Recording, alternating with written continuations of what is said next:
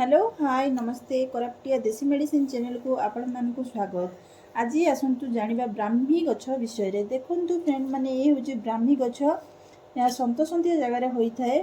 प्राय कोरापुट डिस्ट्रिक्ट रे सब जगार मिले। यार बेनिफिट कौन उठे पार आसतु कहि जानिबे।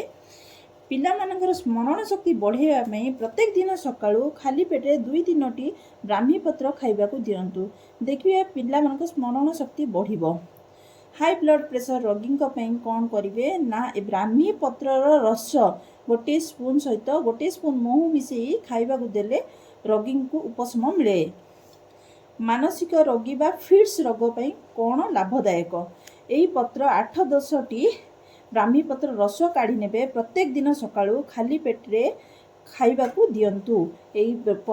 यही पत्र 8-10 नेबे भल से बाटी देबे। तार रस काढ़ी 15-20 दिन कंटिन्यू सकाळु रोगी की देले उपशम मिलिबो। तापरे जदि आपण परिश्रा बंद हो जाउची ताले ब्राह्मी पत्र रस 2 स्पून मिश्री मिसाई सेवन कले उपशम मिलिबो। लास्ट रे कोन बेनिफिट पाइबे जो व्यक्तिर मने रोहुने कौन सी जिनस गोटे जगह रखी देथिबे आपण माने भूली जाउछंती ताले कौन करिवे प्रतिदिन सकाळु आपण माने 2टी ब्राह्मी पत्र खाई से गोटे ग्लास ठंडा पानी पियंतु। देखिबे आपण माने किछि दिन परे आपणकर मने रखिया शक्ति बढ़ी जिवो। मोर एबेटिटी ट्राई करंतु।